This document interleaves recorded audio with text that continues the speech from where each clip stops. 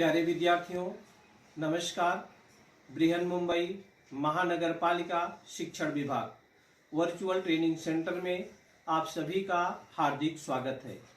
आपका वर्चुअल मार्गदर्शक जयप्रकाश आर मिश्रा।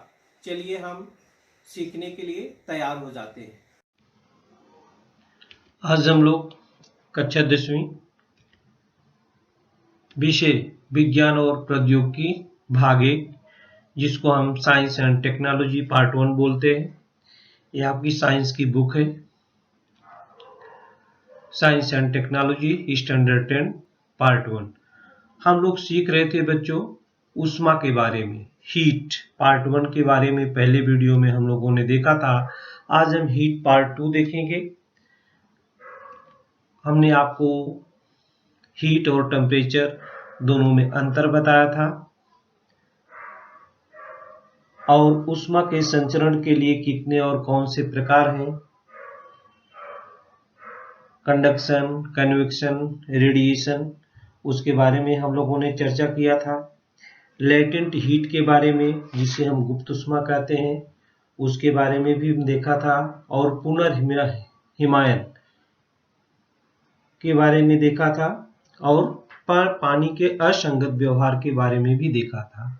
उसमें और शब्द आए थे, क्वथनांक आया था, द्रवणांक आया था, गैस की विशिष्ट ऊष्मा आया था। ये सब का हम थोड़ा सा रिवीजन करते हैं और आगे हम बढ़ते हैं। इस पूरे पाठ में क्या करना है, एक नज़र उस पर भी डाल लेते हैं। ये ऊष्मा में हम लोगों ने गुप्त ऊष्मा, पुनर्हिमायन, पानी का असंगत व्यवहार, ऊष्मा बिंदु, तापमान और आर्द्रता और विशिष्ट ऊष्मा धारिता। तो आज हम लोग ऊष्मा बिंदु, तापमान और आर्द्रता और विशिष्ट ऊष्मा धारिता पर विशेष ध्यान देंगे। तो चलिए आगे देखते हैं। हम लोगों ने ये शब्द सीखा था द्रवणांक, मीन्स पानी को आप जब हमने सिखाया था कि माने बर्फ का टुकड़ा ले लो, उसको आप गर्म करते हैं तो उसका तापमान में कमी तब तक नहीं आती है, बढ़ता नहीं है तापमान, जब तक पूरा बर्फ गल करके पानी नहीं हो जाता है। माने जो आप ऊष्मा देते हैं तो बर्फ के गलने में चली जाती है। तो द्रवणांक किसे कहते हैं बच्चों? जिस स्थिर तापमान पर बर्फ का पानी में रूपांतरण होता है, उस स्थिर तापमान को बर्फ का द्रवणांक कहते हैं। उस स्थिर तापमान को बर्फ का द्रवणांक कहते हैं जिस स्थिर तापमान पर बर्फ का पानी में रूपांतरण होता है। बर्फ का पानी में रूपांतरण होता है, उसको कहते हैं द्रवणांक। और गुप्त ऊष्मा किसे कहते हैं बच्चों? ठोस का द्रव में रूपांतरण होते समय स्थिर तापमान पर ऊष्मा का अवशोषण होता है, उसे पिघलने की गुप्त ऊष्मा कहते हैं। क्वथनांक क्या है? जिस स्थिर तापमान पर द्रव का रूपांतरण वायु में होता है। जब देखिए तापमान इसका दिखा रहा है 100 डिग्री सेंटीग्रेड हो जाता है। जब पानी का तापमान क्या हो जाता है बच्चों? 100 डिग्री सेंटीग्रेड हो जाता है, तो वहीं से उबलता पानी किस में बदल जाता है? भाप में बदल जाता है। जितनी आप ऊष्मा देते जाएंगे उसका टेम्परेचर बढ़ने वाला नहीं है, बल्कि वहीं से वो क्या होती है, द्रव जो होता है कि तापमान जो ऊष्मा लेता है वो किस में बदल देता है? गैस में बदल देता है। तो जिस स्थिर तापमान पर द्रव का रूपांतरण वायु में होता है, माने गैस में होता है, उसे पदार्थ का क्वथनांक कहते हैं। और हमने पुनर्हिमायन देखा था, रेगुलेशन। ये क्या है? ऐसी प्रक्रिया जो दाब की उपस्थिति में गलन शुरू कर दे और दाब कम करने या हटा लेने पर हिमीकरण या जमना शुरू कर दे, उस प्रक्रिया को पुनर्हिमायन कहते हैं। जैसे हम एक आपको वो बताया था कि बर्फ का गोला आप लोग खाते हो, तो क्या करता है ठेले वाला? बर्फ के चूरे को लकड़ी के सीक के सिरे पर हाथ से दबाकर गोला बनाया जाता है। तो जब उस पर दाब अधिक कर देते हो, दाब की उपस्थिति में दाब अधिक रहता है, उसको आप दबाए रहते हो, तो सब इसी पुनर्हिमायन क्रिया के कारण जुड़ करके क्या हो जाता है? एक हो जाता है। तो ऐसी प्रक्रिया जो दाब की उपस्थिति में गलन शुरू कर दे और दाब कम करने या हटा लेने पर हिमीकरण या जमना शुरू कर दे, उस प्रक्रिया को पुनर्हिमायन कहते हैं। अब यहाँ पर वो देख रहे हैं, ये प्रयोग करके भी आप देख सकते हैं। आप जब वजन लटकाए हो, दबाव पड़ेगा तो बर्फ कटेगा, लेकिन जैसे जैसे ये नीचे जाएगा बर्फ फिर क्या होता है, आपस में जुड़ता जाता है। बर्फ क्या होता है, आपस में जुड़ता जाता है। तो ये किस क्रिया के कारण होता है, ये रेगुलेशन या पुनर्हिमायन इसको आप बोल सकते हैं। आगे हम लोगों ने देखा था पानी का असंगत व्यवहार। पानी का असंगत व्यवहार, एक नज़र उस पर भी डाल लेते हैं। यहाँ आप देखेंगे पानी के असंगत व्यवहार में सामान्यतः द्रव को सीमित तापमान तक गर्म करने पर उनका प्रसरण होता है और ठंडा करने से उनका क्या होता है, संकुचन होता है। परंतु पानी विशिष्ट तथा अपवादात्मक व्यवहार दर्शाता है। 0 डिग्री सेंटीग्रेड तापमान के पानी को गर्म करने पर 4 डिग्री सेंटीग्रेड तापमान होने तक पानी का प्रसरण न होकर के क्या होता है, संकुचन होता है। आप तापमान 0 डिग्री सेंटीग्रेड तापमान के पानी को गर्म करने पर 4 डिग्री सेंटीग्रेड तापमान होने तक पानी का प्रसरण नहीं होता है। ये देखिए यहाँ पर 4 डिग्री सेंटीग्रेड तापमान दिखाया गया है, यहाँ पर इसका संकुचन होता है। इसके बाद 4 डिग्री के बाद क्या होता है, प्रसरण होता है। 4 डिग्री के जब तापमान ज़्यादा बढ़ता है तब उसका जो होता है, यहाँ 4 डिग्री तक संकुचन होता है, पानी प्रसरण न होकर के क्या होता है, संकुचित होता है, इसके बाद बढ़ता है। 4 डिग्री सेंटीग्रेड पर पानी का आयतन सबसे कम होता है और 4 डिग्री सेंटीग्रेड से अधिक तापमान में वृद्धि करने पर पानी का आयतन क्या होता है, बढ़ता है। पानी का आयतन क्या होता है बच्चों, बढ़ता है। तो आज हम, ये तो रिवीजन था। आज अपने टॉपिक पर हम आते हैं कि उष्मांक एवं आर्द्रता, ड्यू पॉइंट एंड ह्यूमिडिटी बोलते हैं इसको। Due point and humidity, due point and humidity, उष्मांक एवं आर्द्रता, उष्मांक एवं आर्द्रता। जैसा बच्चों आप लोग सभी जानते हैं, इस पृथ्वी पर 2/3 भाग पानी है और 1/3 भाग पृथ्वी है। मने कहने का मतलब पृथ्वी का लगभग 71% भाग, ये देखिए 30% भाग जमीन है, 70% वाटर है अर्थ पर, कि लगभग 71% भाग पानी से घुरा हुआ है। पानी का निरंतर क्या होता है बच्चों, वाष्पीकरण होता है। इस कारण वायुमंडल में हमेशा कुछ मात्रा में वाष्प पाई जाती है। क्योंकि सूर्य की गर्मी होती है, गर्मी से पानी का भाप बनता है, तो वायुमंडल में हमेशा क्या होती है, कुछ मात्रा में वाष्प होती है।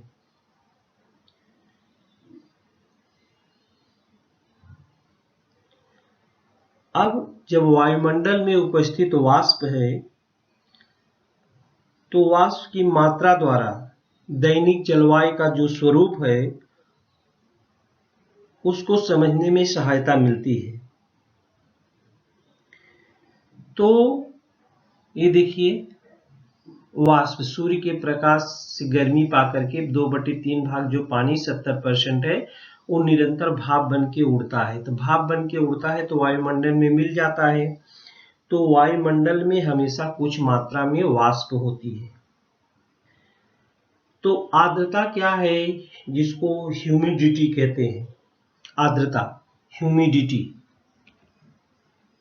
ये देखिए पानी है, यही भाप बन के जो होता है उड़ता है। ये वायुमंडल में, ये देखिए वाष्प दिखाई दे रही है, वायुमंडल में वाष्प की मात्रा है। ये क्या है, वायुमंडल में वाष्प की मात्रा, जिसको वेपर बोलते हैं। तो यहाँ हम समझ लेते हैं ह्यूमिडिटी क्या है बच्चों, आर्द्रता क्या है। हवा में पानी की वाष्प के कारण, हवा में पानी की वाष्प के कारण हवा में निर्मित होने वाले गीलेपन तथा नमी, हवा भी गीली होती है, तथा नमी को आर्द्रता कहते हैं। जैसे बच्चों एक प्रयोग हम आपको बताते थे, बारिश के समय में आप अपना कपड़ा धो करके बाहर डाल देते हैं तो ज़्यादा समय लेता है सूखने के लिए, ठंडी के समय में, बारिश के समय में। लेकिन गर्मी के समय में क्या होता है, वो जल्दी सूख जाता है। तो कभी आपने सोचा है, जब वायुमंडल की हवा जो होती है शुष्क होती है, गर्मी में शुष्क होती है, तो जल्दी से वो आपके कपड़े की जो मॉइस्चर है वो ऑब्जर्व कर लेती है। लेकिन जब हवा नम होती है, हवा गीली होती है, तो आपके कपड़े का जो गीलापन है उसको वो ऑब्जर्व करने में टाइम लगाती है। इसी से बारिश के समय में या ठंडी के समय में कपड़े देर से सूखते हैं और गर्मी के समय में जल्दी सूख जाते हैं।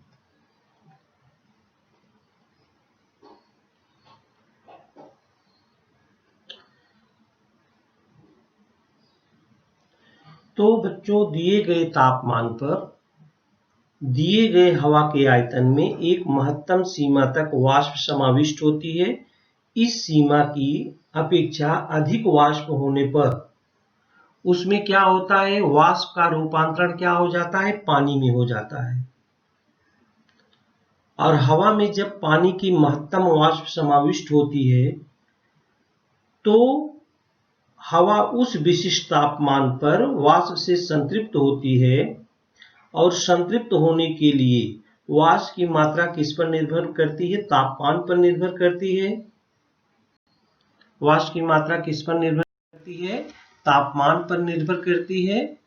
अब देखिए यहाँ पर जब ये वाष्प दिख रहा है ना, वाष्प जा रहा है, जब ये ह्यूमिडिटी कितना परसेंट, 100% हो जाती है, ह्यूमिडिटी दिखा रहा है कि जब 100% हो जाती है तो क्या हो जाता है, वाष्प की आवश्यकता, तापमान कम होता है तो हवा संतृप्त करने के लिए कम वाष्प की आवश्यकता होती है। हवा में समाविष्ट वाष्प की महत्तम सीमा की अपेक्षा हवा में कम वाष्प समाविष्ट हो तो वह हवा असंतृप्त हवा कहा जाता है। तो ओशांक, ये जो बिंदु है, ड्यू पॉइंट किसे कहते हैं, ये देखिए क्लाउडी स्काई है, जब वाष्प की मात्रा ज्यादा हो जाती है तो जो आसमान में, आकाश में भी काले काले बादल दिखते हैं। एक विशिष्ट तापमान की असंतृप्त हवा को लेकर उसका तापमान कम करते गए तो तापमान कम होते समय जिस तापमान पर हवा वाष्प से संतृप्त होती है, जिस तापमान पर हवा क्या होती है, वाष्प से संतृप्त होती है, उस तापमान को ओशांक कहते हैं। जिस विशिष्ट तापमान की असंतृप्त हवा को लेकर उसका तापमान कम करते गए तो तापमान कम होते समय जिस तापमान पर हवा वाष्प से संतृप्त होती है, उस तापमान को हम क्या कहते हैं, ओशांक कहते हैं।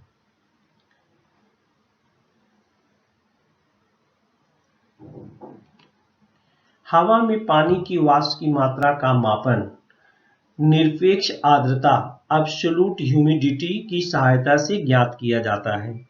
इसकी जो इकाई जिसमें नापते हैं निरपेक्ष आर्द्रता, एब्सोल्यूट ह्यूमिडिटी, किलोग्राम प्रति घन मीटर है। क्या है, किलोग्राम प्रति घन मीटर। बच्चों, प्रतिशत सापेक्ष आर्द्रता अगर नापनी है तो इसके लिए एक सूत्र है, सापेक्ष आर्द्रता हवा के निश्चित आयतन में तथा तापमान पर प्रत्यक्ष समाविष्ट वाष्प का द्रव्यमान और हवा संतृप्त करने के लिए आवश्यक वाष्प के द्रव्यमान के अनुपात को सापेक्ष आर्द्रता कहते हैं। रिलेटिव ह्यूमिडिटी किसे कहते हैं। हवा के निश्चित आयतन में तथा तापमान पर प्रत्यक्ष समाविष्ट वाष्प का द्रव्यमान और हवा संतृप्त करने के लिए आवश्यक वाष्प के द्रव्यमान के अनुपात को सापेक्ष आर्द्रता कहते हैं। इसके लिए सूत्र है, प्रतिशत सापेक्ष आर्द्रता बराबर, कैसे निकालते हैं, दिए गए आयतन में प्रत्येक समाविष्ट वाष्प का द्रव्यमान बटे दिए गए आयतन की हवा संतृप्त करने के लिए आवश्यक वाष्प का द्रव्यमान। और गुणे क्या होता है? गुणे होता है शव। ये प्रतिशत सापेक्ष आर्द्रता ज्ञात करने का सूत्र है। प्रतिशत सापेक्ष आर्द्रता कैसे ज्ञात करते हैं? दिए गए आयतन में प्रत्यक्ष समाविष्ट वाष्प का द्रव्यमान बटे दिए गए आयतन की हवा संतृप्त करने के लिए आवश्यक वाष्प का द्रव्यमान गुणे 100। बच्चों, आपने सोचा है कि हमें कभी कभी हवा ठंडी लगती है, कभी कभी हवा गर्म लगती है, तो हम एक साधारण सी बात पर कहते हैं कि आसमान ठंडा है या आसमान गर्म है, गर्मी ज्यादा है इसलिए हमें गर्मी लग रही है। तो बच्चों, ये नापने का एक मापन होता है, मेजरमेंट होता है, कब हमको ठंडी लगती है, कब हमको गर्मी लगती है। तो आपने ड्यू पॉइंट पढ़ा है, ओशांक। ओशांक पर होती है, ये देखिए कूल कब होगा, हीट कब होगा। आपको चित्र के माध्यम से इधर ड्यू पॉइंट 15 डिग्री सेंटीग्रेड दिखा रहा है। बच्चों, ओशांक पर सापेक्ष आर्द्रता क्या होती है? 100% होती है। ह्यूमिडिटी, आर्द्रता को ह्यूमिडिटी बोलते हैं। ड्यू पॉइंट पर ह्यूमिडिटी क्या होती है? 100% होती है। और यही रिलेटिव ह्यूमिडिटी जब 60% से अधिक होती है। रिलेटिव ह्यूमिडिटी क्या होती है बच्चों? जब 60% से अधिक होती है तो हमें हवा नम महसूस होती है, और जब 60% की अपेक्षा कम होती है तो हमें हवा क्या होती है? शुष्क महसूस होती है। तो सापेक्ष आर्द्रता जब 60% से अधिक होती है तो वह हवा हमें नम महसूस होती है, माने ठंडी महसूस होती है। लेकिन जब सापेक्ष आर्द्रता 60% की अपेक्षा से कम होती है तो हवा हमें क्या होती है? शुष्क मालूम पड़ती है। इससे अंदाजा लगा सकते हैं कि सापेक्ष आर्द्रता जब 60% से अधिक होती है वायुमंडल में तो हमें हवा जो ठंडी लगेगी, और जब सापेक्ष आर्द्रता रिलेटिव ह्यूमिडिटी जो है 60% की अपेक्षा से कम होती है तो हवा क्या होती है? शुष्क होती है, सूखी होती है, जिसको गर्म बोलते हैं। ये पॉइंट अगर आप याद रखेंगे तो हवा हमें कब नम महसूस होती है, किस रिलेटिव ह्यूमिडिटी पर, और किस पर शुष्क होती है। बच्चों, एक रोमांचक बहुत है, आपने देखा होगा ठंडी के सीजन में, सर्दियों के मौसम में खुले आसमान में जब जहाजें उड़ती हैं तो उसके पीछे सफेद रंग का पट्टा छोड़ देती हैं। कभी कभी वो पट्टा बहुत समय तक बादल में दिखाई देता है, सफेद रंग का पट्टा। तो आपने कभी सोचा है वो किस कारण से होता है? तो जहाज उड़ती है तो धुआं बाहर उसका निकलता है, और धुएं में भी गर्मी होती है। तो जहाज, ये देखिए जहाज है, ये जहाज आगे जा रही है, इसको ये देखिए पट्टा, सफेद रंग कलर का ऐसा पट्टा बना हुआ दिखाई देता है। तो जहाज आगे उड़ती है तो धुआं पीछे निकलता ही है, तो उसी धुआं का वो एक पट्टा बन जाता है। बच्चों, कैसे बन जाता है? सर्दियों के मौसम में खुले आकाश में ऊपर उड़ने वाले हवाई जहाज के पीछे श्वेत पट्टे का निर्माण होता है। ये देखिए, ये श्वेत पट्टा है। ये किस कारण से होता है? इसका बहुत सा आसान उत्तर है बच्चों। जब जहाज उड़ती है तो इंजन से जो निकलने वाली भाप होती है, उस भाप का क्या होता है? संघनन होता है। हवाई जहाज से उड़ते समय इंजन से निकलने वाली भाप का क्या होता है? संघनन होकर इस सफेद बादल तैयार हो जाते हैं, सफेद बादल तैयार होते हैं। और जब आसमान के वायुमंडल में हवा की सापेक्ष आर्द्रता क्या होती है? अधिक होती है, तो श्वेत पट्टा माने सापेक्ष आर्द्रता जब 60% से अधिक होती है तो श्वेत पट्टा बहुत लंबा दिखाई देता है, और उसे नष्ट होने में बहुत सारा समय लगता है। लेकिन ये सापेक्ष आर्द्रता जब 60% की अपेक्षा कम होती है तो श्वेत पट्टा तैयार तो होता है, लेकिन वो थोड़े समय के लिए होता है। और कभी कभी वो जब हवा एकदम शुष्क रहेगी, समझो हवा जब नम रहेगी, तभी सफेद पट्टा दिखाई देता है। गर्मियों के सीजन में वो सफेद पट्टा आप नहीं देख पाएंगे, केवल बारिश के सीजन में या सर्दियों के मौसम में कभी कभी दिखता है। सर्दियों के मौसम में अक्सर दिखता है और गर्मी के सीजन में कभी नहीं दिखता है। आई बात समझ में? बच्चों, एक एक्टिविटी हम आपको बताने जा रहे हैं, ये आप करके देख सकते हैं, ट्राई दिस। ये देखिए, आपके फ्रिज है, घर में फ्रिज है, उसमें आप जब पानी ठंडा बॉटल रखते हैं, इसके बाद गिलास में आप पानी जब पलट देते हैं तो ये गिलास के ऊपर छोटी छोटी ओस जैसी बूंदें बन जाती हैं। ये देखिए, ओस जैसी ये बूंदें बन गई हैं। तो आपने कभी सोचा है ऐसा क्यों होता है? ये ओस की बूंदें बन गई सब। तो यह सर्दियों में आप जब निकलते हैं घूमने के लिए तो घास होती है, घास की पत्तियों पर देखिए उसमें भी पानी जमा रहता है, या बाहर गाड़ियां खड़ी रहती हैं, उसके कांच पर जो होता है पानी ऐसा बूंदे बूंदे जमी रहती हैं। ये किस कारण से होता है? ये जो होता है, हवा में वाष्प होती है। हवा में क्या होती है? वाष्प होती है।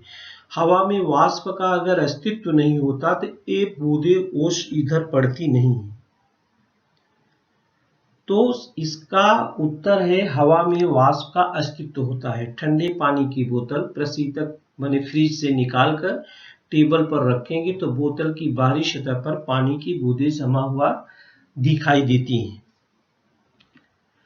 इस किस कारण दिखाई देती हैं? क्योंकि हवा में वाष्प का अस्तित्व होता है। इसका उत्तर यही है बच्चों, कि हवा में वाष्प का अस्तित्व होता है, इसलिए उसके बाहरी सतह पर क्या होती है। अब आप कह लीजिए और समझिए कि जब बोतल में पानी डालेंगे तो बाहर का तापमान क्या होता है?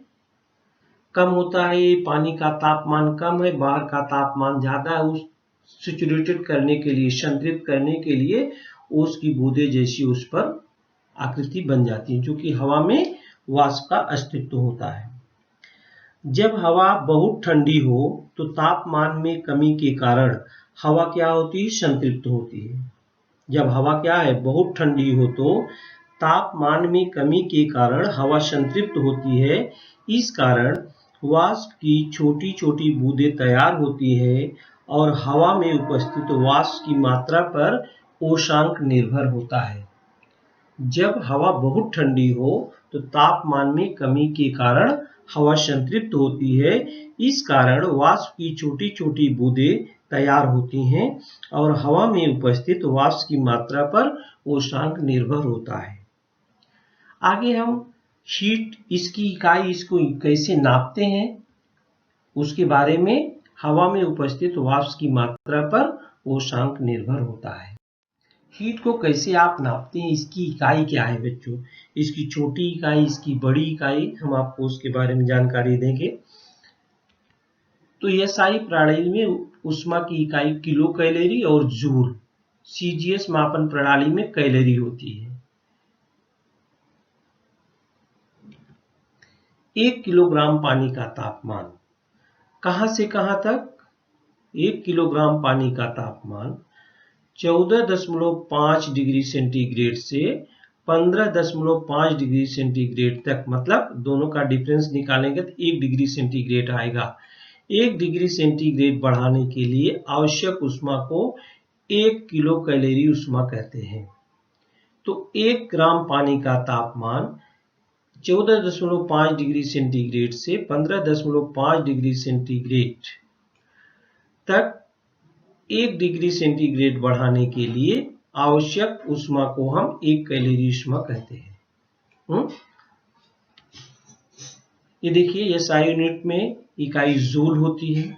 इसकी क्या क्या है? जूल है। जूल को हम न्यूटन मीटर भी लिखते हैं। और कैलोरी 1 डिग्री सेंटीग्रेड बढ़ाने के लिए, मैंने यहाँ पर दिया 14.5 डिग्री सेंटीग्रेड से 15.5 degree centigrade. Amount of heat needed to raise the temperature of 1 gram of water by 1 degree centigrade, उसको कहते हैं कैलोरी। अब किलो कैलोरी और कैलोरी में संबंध क्या होता है? आप 10 पावर 3 भी लिख सकते हैं, 1000 को आप 10 पावर 3 भी लिख सकते हैं, ऐसा कि 1 किलो कैलोरी बराबर 10 पावर 3 कैलोरी। 1 किलो कैलोरी बराबर 10 पावर 1 कैलोरी बराबर क्या होता है? 4.18 जूल भी होता है। 1 कैलोरी बराबर 4.18 जूल। कभी कभी सवाल हल करते समय कैलोरी को जूल में बदलना पड़ता है, तो कैलोरी को जूल में बदलने के लिए 4.18 से क्या करेंगे? मल्टीप्लाई करेंगे। 4.18 से क्या करेंगे? मल्टीप्लाई। एक बच्चों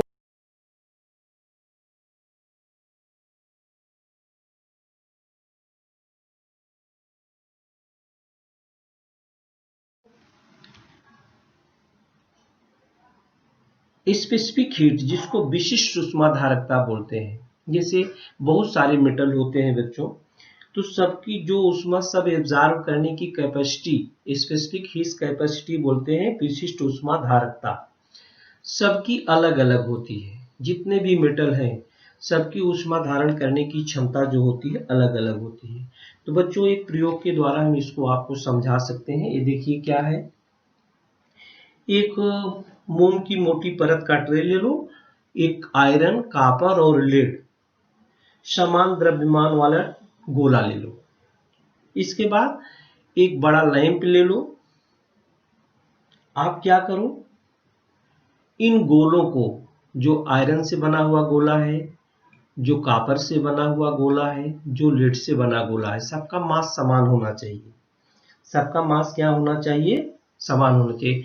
अब तीनों गोलों को उबलते हुए पानी में आप डाल दो।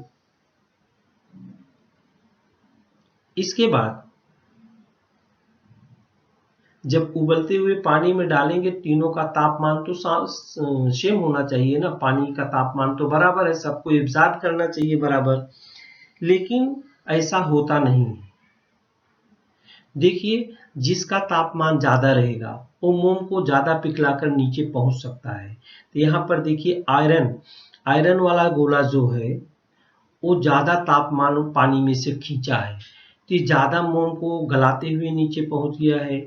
उसकी अपेक्षा कॉपर वाला जो है कम तापमान खींच पाया है पानी से, ये जो है कम दूरी तय कर पाया है। इसकी अपेक्षा लेड देखिए, ये और भी कम तापमान खींच पाया है, तो इसका मतलब ये कम दूरी और तय किया है। ज्यादा तापमान होता तो ज्यादा पिघला करके मोम को आगे चला जाता।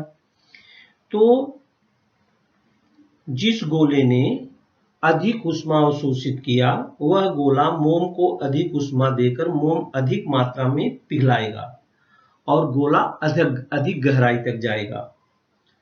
और जिसने कम तापमान एब्जॉर्ब किया है वो कम पिघला पाएगा। इसका मतलब ये है बच्चों कि तापमान समान मात्रा में बढ़ने पर भी प्रत्येक गोले की, जो आयरन का बना है, कॉपर का बना है, लेड का बना है, अवशोषित ऊष्मा सबकी क्या है? अलग अलग है। अवशोषित ऊष्मा क्या है? अलग अलग है। जिस गोले ने अधिक ऊष्मा को अवशोषित किया, वह गोला मोम को अधिक ऊष्मा देकर मोम अधिक मात्रा पिघलाएगा और गोला अधिक गहराई तक जाएगा। इसका मतलब ऊष्मा को अवशोषित करने का गुणधर्म जो है प्रत्येक गोले का अलग अलग है। तो विशिष्ट ऊष्माधारिता किसे कहते हैं? इकाई द्रव्यमान वाले पदार्थ का तापमान 1 डिग्री सेंटीग्रेड से बढ़ाने के लिए दी जाने वाली ऊष्मा को उस पदार्थ की विशिष्ट ऊष्माधारिता कहते हैं।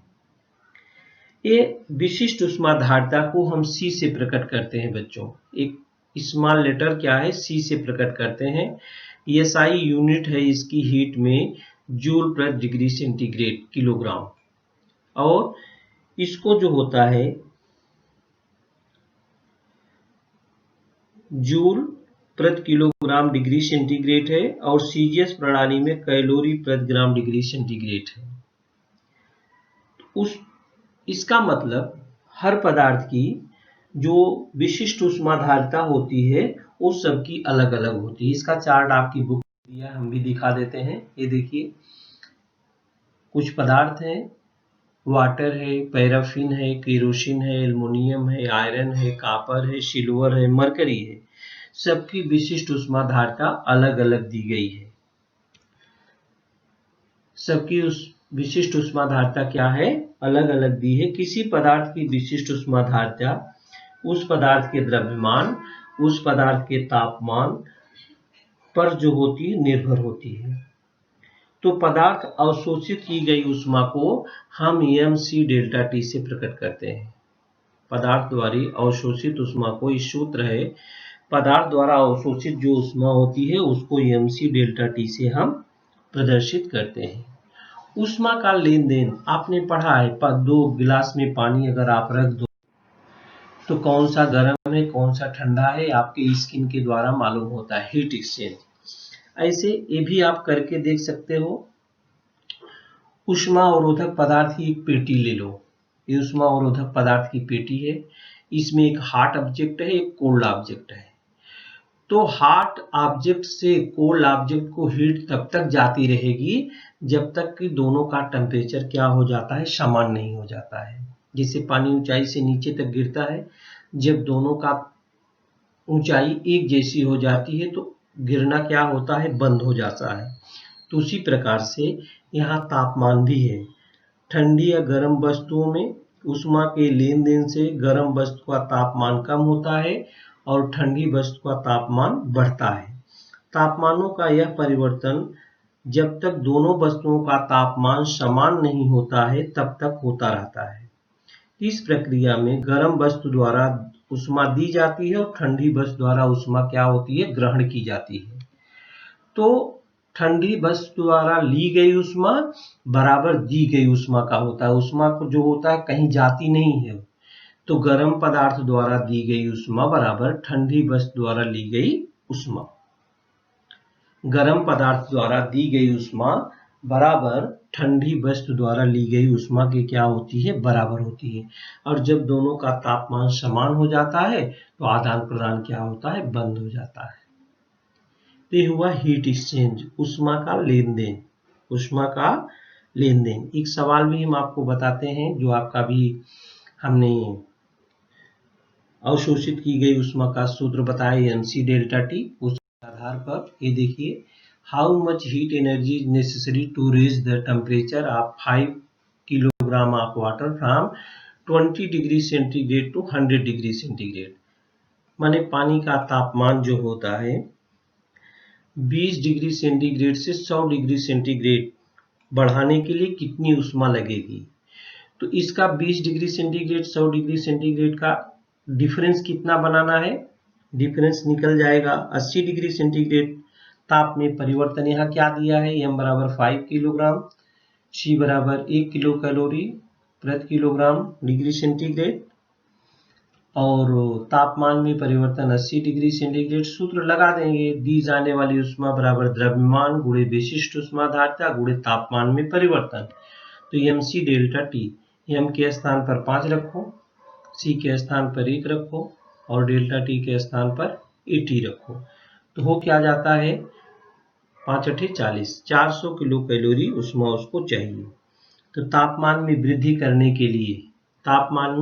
करने के लिए आवश्यक ऊष्मा कितनी होगी, 400 किलो कैलोरी। तो प्यारे विद्यार्थियों, हम लोग हीट के बारे में सीख रहे थे। हीट का ये दूसरा वीडियो था। अगले टर्न में हम अगले नए चैप्टर के साथ आपसे फिर मुलाकात होगी है। तब तक के लिए प्यारे विद्यार्थियों, हमने जो आज सीखा, हमें पूर्ण विश्वास है आप उसको अच्छी तरह से सीख चुके हैं और उसका आप अच्छी तरह से अभ्यास भी करेंगे। आज के लिए इतना ही, धन्यवाद।